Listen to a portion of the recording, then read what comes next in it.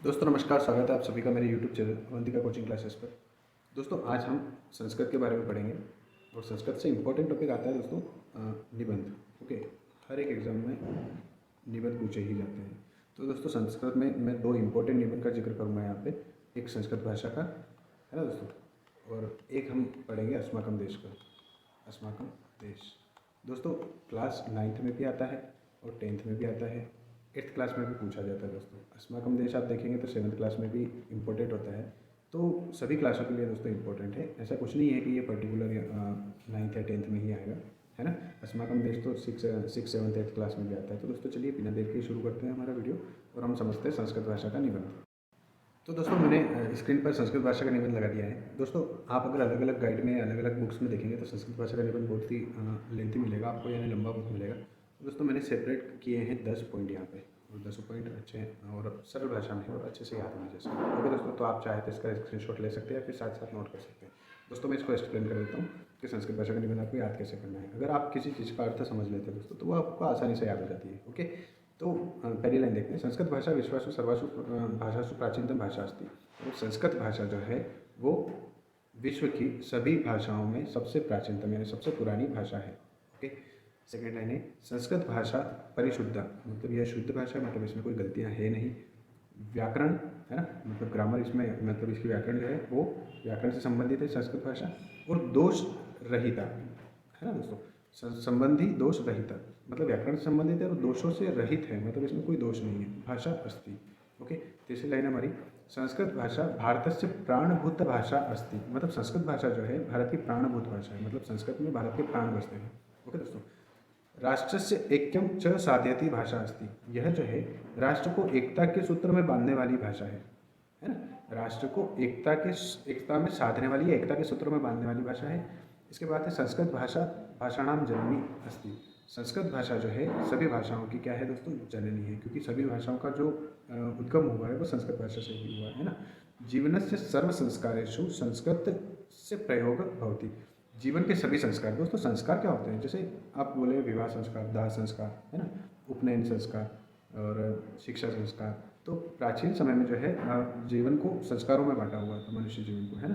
तो ऐसे करके संस्कार होते थे। तो सभी संस्कारों जैसे मुंडन संस्कार आपने सुना होगा, गृह प्रवेश संस्कार, ऐसे होते हैं। तो जीवन के सभी संस्कारों में संस्कृत से प्रयोग होती है, मतलब संस्कृत भाषा का प्रयोग होता है। जैसे हम आप कोई भी संस्कार अगर आपका संपन्न कराते हैं तो उसमें आप पंडित को बुलाते हैं, है ना, काय के लिए, मंत्रोच्चारण के लिए। और मंत्रोच्चारण कौन सी भाषा में होता है दोस्तों, संस्कृत भाषा होता है ना। तो इस प्रकार से संस्कृत भाषा के महत्व के बारे में हमें लिखना है इस पूरे निबंध में।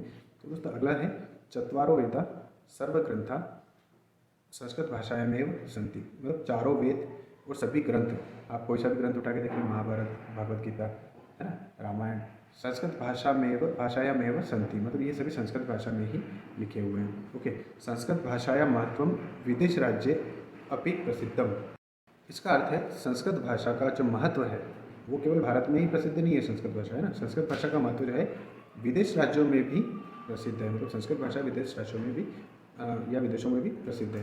प्राचीन काले सर्वे जना संस्कृत भाषा वदंती स्म, प्राचीन काल में सभी लोग जो थे वो संस्कृत भाषा ही बोलते थे। ओके, अतः एव कथ्यते संस्कृति संस्कृताश्रिता, है ना, इसलिए कहा जाता है कि संस्कृति जो है वो किस पर आश्रित दोस्तों, संस्कृत पर आश्रित है। ओके दोस्तों, आप इसमें और भी एडिशनल पॉइंट ऐड कर सकते हैं, जैसे संस्कृत भाषा देववाणी, है ना, ये देवों की वाणी है, देववाणी अस्ति, ये देवों की वाणी। ऐसे करके आप एडिशनल पॉइंट भी आप ऐड कर सकते हैं, लेकिन मैंने कोशिश करी है कि मैं थोड़े से सिंपल से और अच्छे से पॉइंट, है ना, जो संस्कृत भाषा का महत्व को अच्छी तरह से प्रदर्शित करे वो पॉइंट मैंने आपको प्रदर्शित करने की कोशिश की है दोस्तों। आशा करता हूँ ये आपको अच्छे समझ में आया होगा। दोस्तों चलिए हम बिना देर किए अगला निबंध ले लेते हैं। लेकिन तो दोस्तों अस्माकम देश का निबंध मैंने आप अपने स्क्रीन पर लगा दिया, आपको दिख रहा होगा, तो आप चाहें तो स्क्रीनशॉट ले सकते हैं। चलिए दोस्तों शुरू करते हैं। अस्माकम भारत अस्माकम देश अस्ति, भारत जो है हमारा देश है, अस्माकम यानी हमारा। अस्माकम देश अति विशाल अस्ति, हमारा देश जो है अति विशाल है यानी बहुत बड़ा है। अस्य भूमि सस्य श्यामला अस्ति, इसकी भूमि जो है वो हरी भरी है। अस्माकम देशे अनेक प्रदेशा सन्ति, हमारे देश में अनेकों प्रदेश है ना दोस्तों, जैसे उत्तर प्रदेश है, मध्य प्रदेश है ना, छत्तीसगढ़ है, ऐसे करके अनेक प्रदेश हैं। अस्माकम देशे अनेक भाषा सन्ति, हमारे देश में अनेकों भाषाएं बोली जाती है। अस्मिन देशे विभिन्न धर्मावलंबिन वर्तते, मतलब हमारे देश में जो है विभिन्न धर्मों के लोग या धर्मों से संबंधित लोग जो है वो रहते हैं या होते हैं। अस्माकं हृदये भावात्मिकी एकता विद्यते, हमारे हृदय में जो है भावात्मक एकता पाई जाती है ना, मतलब हम भावात्मक रूप से एक दूसरे से जुड़े हुए हैं। ओके। भारत भूमि अस्माकं माता अस्ति, भारत भूमि जो है वो क्या है, हमारी माता है ना, भारत माता कह के बुलाया जाता है।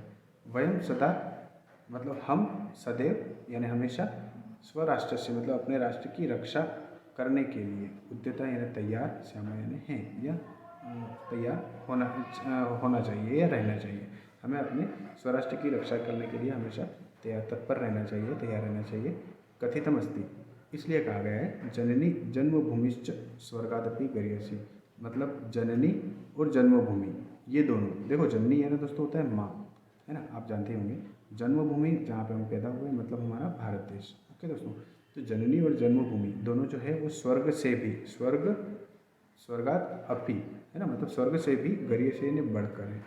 ठीक है, मतलब एक तरफ अगर हमें स्वर्ग मिले और एक तरफ हमारी माँ या फिर भारत माँ, तो स्वर्ग से भी बढ़कर हमें किसे मानना चाहिए दोस्तों, हमारी माँ यानी भारत माँ को मानना चाहिए। ओके दोस्तों, तो ये था हमारा छोटा सा वीडियो जिसमें आपको 2 निबंध तैयार करवाए गए हैं। दोस्तों लाइक शेयर जरूर करें अगर आपको कुछ सीखने को मिला है, और अपने दोस्तों में शेयर करें, चैनल को सब्सक्राइब करें ताकि एजुकेशनल वीडियो आप तक सबसे पहले पहुँचे। ओके दोस्तों, धन्यवाद।